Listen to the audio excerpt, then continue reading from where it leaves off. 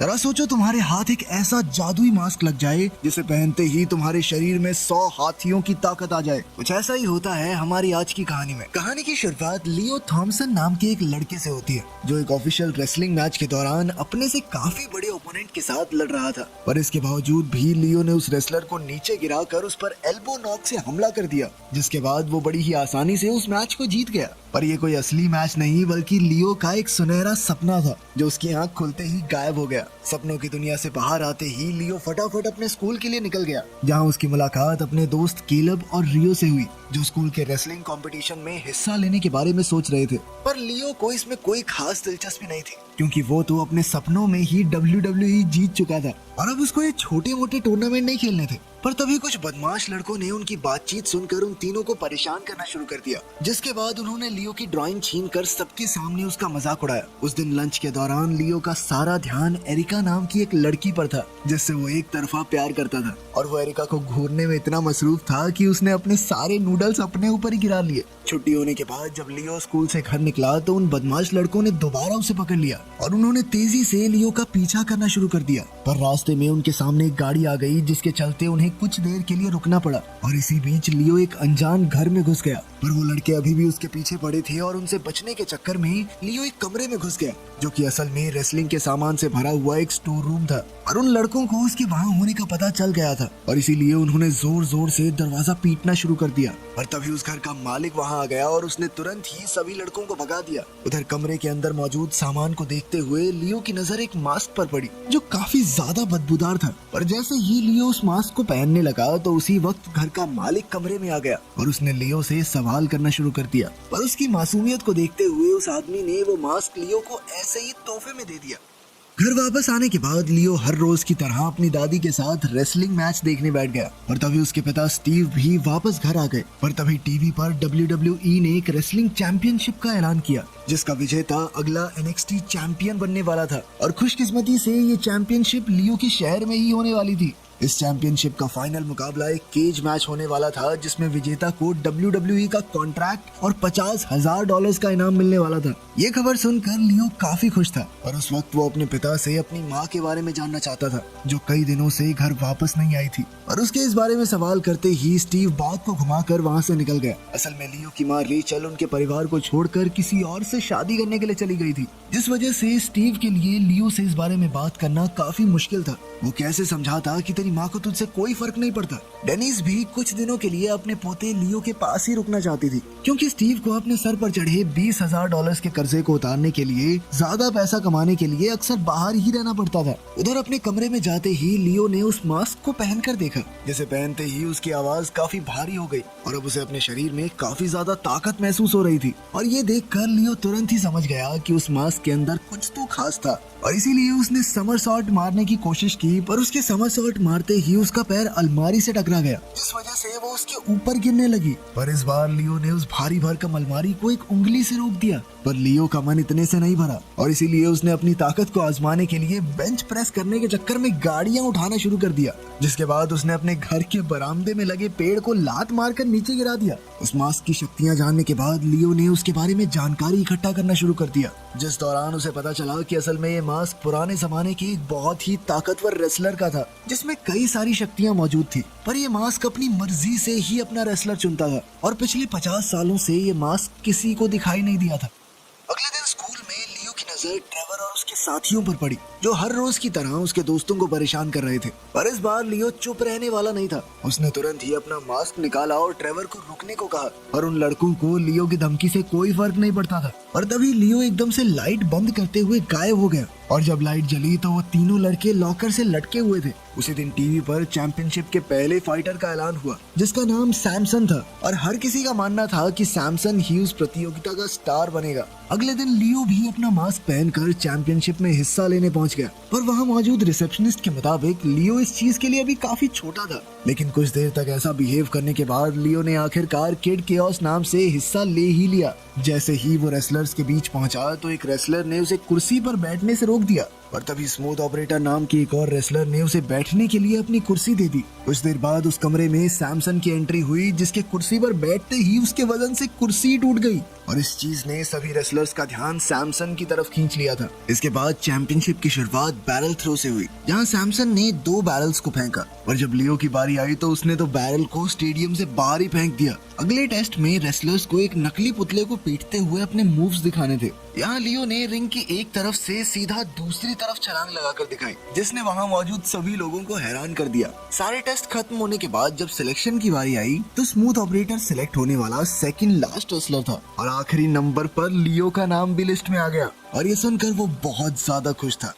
Selection के बाद जब लियो चुपचाप खिड़की से अपने कमरे में घुसा तो वो दादी डेनिस को देखकर हैरान हो गया और सवाल किए जाने पर उसने डेनिस को बताया कि वो इस चैंपियनशिप को जीतकर अपने पिता के ऊपर जो कर्जा है उसे उतारना चाहता है। अगले दिन जब लियो अपने दोस्तों के साथ लाइब्रेरी में बैठा हुआ था तो उसकी नजर एरिका पर पड़ी, जो वहीं पास में खड़ी हुई थी और उसके दोस्तों के बार बार कहने के बाद आखिरकार लियो अपना मास्क पहनकर एरिका से बात करने चला गया। पर अभी भी उसमें सामने जाकर बात करने की हिम्मत नहीं थी और इसीलिए वो एक बुक शेल्फ के पीछे खड़ा होकर उससे बात कर रहा था। उनकी इस बातचीत के दौरान उन दोनों ने ही एक साथ पढ़ाई करने और कभी कभी फोन पर बात करने का फैसला किया, जिससे लियो काफी ज्यादा खुश था। उधर चैंपियनशिप का आगाज भी हो चुका था, जहाँ पहले मैच की विजेता लेस्ली नाम की एक रेसलर थी। वहीं स्मूथ ऑपरेटर और सैमसन भी बड़ी ही आसानी से अपना पहला मैच जीत गए थे। इधर अपना किड केओस भी काउबॉय के साथ होने वाले मैच के लिए पूरी तरह से तैयार था, पर मैच शुरू होते ही काउबॉय उसे उठाकर पटकने की कोशिश में लग गया। लियो ने उसे रोकने की बहुत कोशिश की, पर फिर भी काउबॉय ने उसे उठाकर सीधा रिंग में पटक दिया। पर जैसे ही काउबॉय काउंटडाउन के लिए आगे बढ़ा तो लियो ने उसे एक ही धक्के में हवा में उछाल दिया और अब लियो को लग रहा था कि शायद वो ये मैच जीत गया है। पर तभी काउबॉय ने एक बार फिर से मैच में वापसी करते हुए लियो को एक रस्सी से बांधने की कोशिश की और इस बार लियो पूरी तरह से तैयार था और उसने तुरंत ही उस रस्सी को वापस काउबॉय पर फेंककर तेजी से रिंग के चारों तरफ भागना शुरू कर दिया, जिसके बाद मैच को खत्म करने के लिए उसने एल्बो नॉक का इस्तेमाल किया। अगली सुबह लियो अपने कमरे में बैठा हुआ था कि तभी उसकी दादी ने उसे नीचे बुलाया, जहां पहुंचकर उसकी मुलाकात एरिका से हुई, जिसे वहां देखकर वो बहुत ज्यादा हैरान था। और तभी एरिका ने बताया कि वो बिना फोन के इसलिए आ गई ताकि वो उसे सरप्राइज कर सके। लेकिन ये लियो के लिए कुछ ज्यादा ही एक्साइटिंग हो गया। अपने प्यार को अपने घर में देख के लियो बौखला गया था।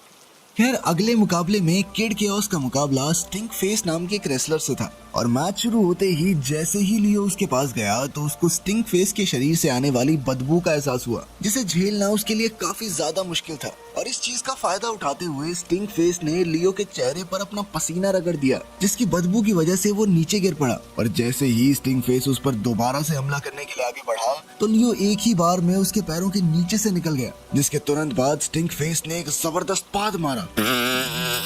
इस खतरनाक हमले से उसने लियो को लगभग रिंग से बाहर ही फेंक दिया था, पर इसके बावजूद लियो ने किसी तरह खुद को संभालते हुए स्टिंक फेस पर दोबारा हमला करके उसे नीचे गिरा दिया। और जब उसे पिन करने की बारी आई तो लियो ने अपने पैर का ही इस्तेमाल करने का फैसला किया, क्योंकि अब उसमें स्टिंक फेस की बदबू झेलने की हिम्मत नहीं थी। अगले दिन जैसे ही लियो अपने स्कूल के लिए निकलने लगा तो स्टीव ने उससे उसकी और एरिका की दोस्ती के बारे में पूछा, पर बात को घुमाने के लिए लियो एक बार फिर से अपनी माँ के बारे में पूछने लग गया। उसी दिन जब लियो के सभी दोस्त एक कैफे में बैठकर किड केओस के बारे में बातें कर रहे थे, तभी कुछ लड़कों ने एरिका से पूछा कि वो इन लूजर्स के साथ क्या कर रही है, जिस पर एरिका का कहना था कि वो अपने दोस्तों के साथ समय बिता रही है, किसी को बताने की जरूरत नहीं है वो कैसे हैं। तभी एक आदमी ने उस कैफे में घुसकर वेटर के सर पर बंदूक तान दी, जिसे देखकर सभी लोग टेबल्स के नीचे छुप गए। और तभी लियो ने अपना मास्क निकालते हुए अपने दोस्तों को किड केओस की असलियत के बारे में बताया, जिसके बाद वो मास्क पहनकर तुरंत ही उस आदमी का सामना करने चला गया और उसने काफी तेजी से उस आदमी पर खाना फेंकते हुए उसे नीचे गिरा दिया, जिसके बाद लियो ने उस आदमी को घसीटते हुए कैफे से बाहर फेंक दिया।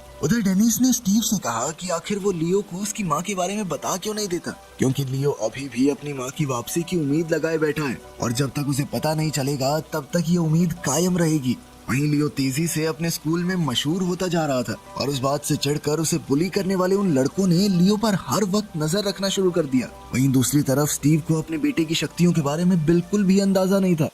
चैंपियनशिप के सेमीफाइनल के दौरान सैमसन का मुकाबला लेस्ली नाम के एक फाइटर से हुआ, जिसने उसे काफी तगड़ी टक्कर दी, पर अंत में सैमसन ने अपने खतरनाक मूव से उसे हरा ही दिया। और अब बारी थी किड केओस और स्मूथ ऑपरेटर के मैच की। वो दोनों ही रिंग के बाहर बहुत अच्छे दोस्त थे, पर पर जैसे ही लियो रिंग में चढ़ने लगा तो उसे अपने पैर में कुछ अजीब सा महसूस हुआ और वो अचानक से फिसल गया। इसके बाद स्मूथ ऑपरेटर ने कहा कि थोड़ा टाइम ले लो, कोई बात नहीं। पर लियो को इससे कोई फर्क नहीं पड़ता था और उसने तुरंत ही लड़ाई शुरू करने को कहा। अब जैसे ही लड़ाई शुरू हुई तो स्मूथ ऑपरेटर ने उसे एक ही झटके में रिंग से बाहर फेंक दिया और तब जाकर लियो को एहसास हुआ कि किसी ने उसके जूतों में ग्लू लगा दी थी। पर इससे पहले कि वो लियो को पिन करके काउंटडाउन शुरू करवा पाता, लियो ने उसे हवा में उड़ा दिया, जिसके बाद स्मूथ ऑपरेटर ने उस पर कई हमले करने की कोशिश की, पर लियो ने उसे हर एक हमले से बचते हुए एक बार फिर से हवा में उछाल दिया और फिर अपने जबरदस्त हमले एल्बो ब्लो से ये मैच जीत लिया। लेकिन स्टेज पर जाने से पहले उसने सबके सामने स्मूथ ऑपरेटर की तारीफ करते हुए